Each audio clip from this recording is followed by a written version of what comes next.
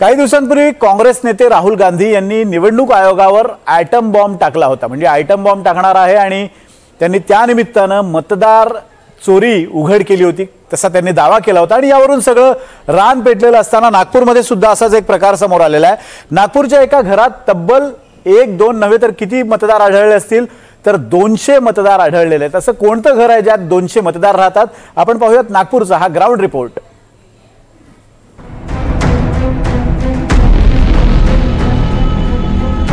स्थानिक स्वराज्य संस्थांच्या निवडणुकीआधी मतदार यादीत घोळ। नागपुरात एकाच घरात 200 मतदार। निवडणूक आयोगाच्या अधिकाऱ्यांची सारवासारव। भाजप आमदार म्हणतात विरोधकांना पराभवाची भीती वाटते। घर एक आणि मतदार 200। हे घर आहे नागपूरच्या हिंगणा तालुक्यातल्या राजीनगर मधलं। या घरात संपत बावनथडे आणि त्यांचं कुटुंब राहतं। कुटुंबात एकूण माणसं 8। शेजारी पाजारी गावकरी आणि ग्रामपंचायत यांच्या माहितीनुसार देखील या घरात 8च माणसं राहतात। पण निवडणूक आयोगाकडे काही वेगळीच माहिती असल्याचं समोर आलंय। निवडणूक आयोगाच्या माहितीनुसार या घरात एकूण 200 लोक राहतात आणि या घरातील मतदारांची यादी सुद्धा निवडणूक आयोगाने जाहीर केली आहे। आम्ही हिंगणा तालुक्यातील वानाडोंगरी येथील प्रभाग क्रमांक 4 मध्ये संपत बावनथडे यांच्या घरी आहोत। हे जे घर आपण पाहतो आहे हे संपत बावनथडे यांच्या नावावर आहेत आणि या घरामध्ये 200 मतदार राहत असल्याचं दाखवण्यात आलेलं आहे।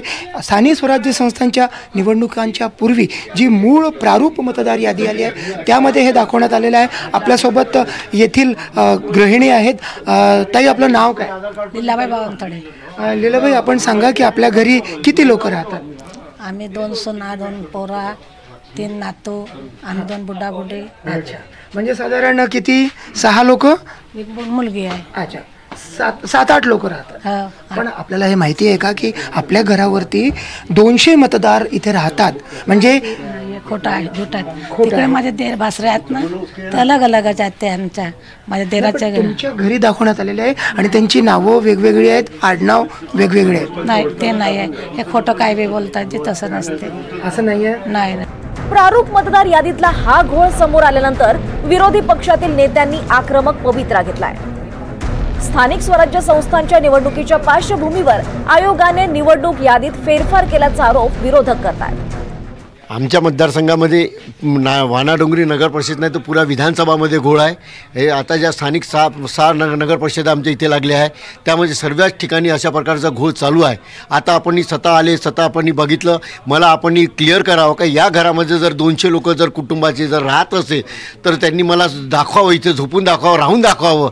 जर खरं जर सत्य असेल तर मी यापुढे कोणत्याही प्रकारचं राजकारण करणार नाही।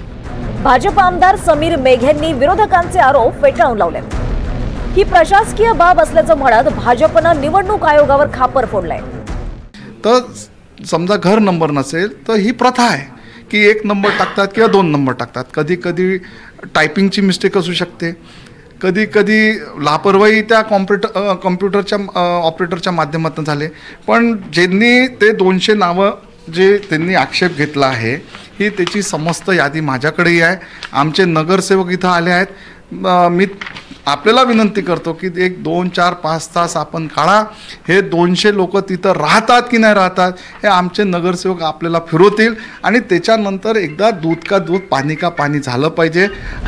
200 मतदार एकाच घरात येणं ही निवडणूक आयोगाची चूक आहेच। मात्र हे 200 मतदार गावातलेच असून प्रत्येक मतदार उभं करण्याचं आव्हान भाजपच्या वतीनं देण्यात आलंय। दबाव आणण्याचा प्रश्नच निर्माण होत नाही ना। आता मी दबाव असं आपण मला म्हटलं की विरोधी लोक दबाव टाकतात। माझ्याकडे बंग साहेबांच्या कुटुंबाचे 20 नावं असे आहेत की ते नागपुरात राहतात। त्यांचा ॲड्रेस पण इथे कुठे राहतात, कुठल्या एरियामध्ये राहतात आहे तेही आहे। त्यांचीही नावं मतदार यादीमध्ये आहे। हिंगणामध्ये कशी आहे याचं उत्तर आदरणीय बंग साहेबांनी दिले पाहिजे। मी आपल्याला यादीसुद्धा देतो।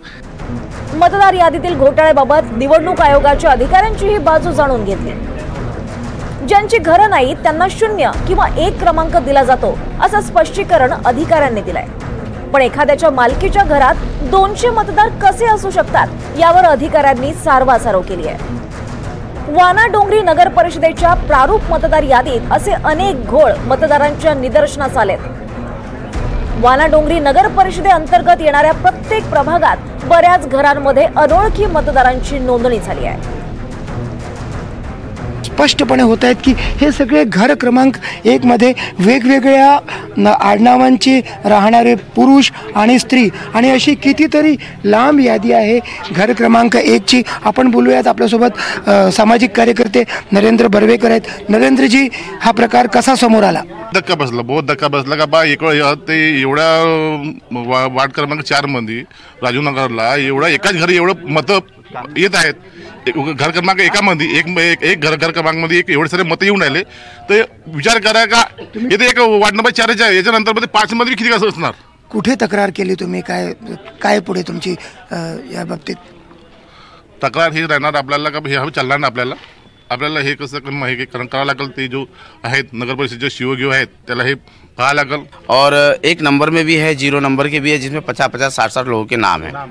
तो मेरा कहना यह है कि जो भी अधिकारी, चुनाव आयोग के अधिकारियों से निवेदन है कि प्रभाग रचना जिस प्रकार से की गई उस प्रकार से ही यादी तयार की जाए।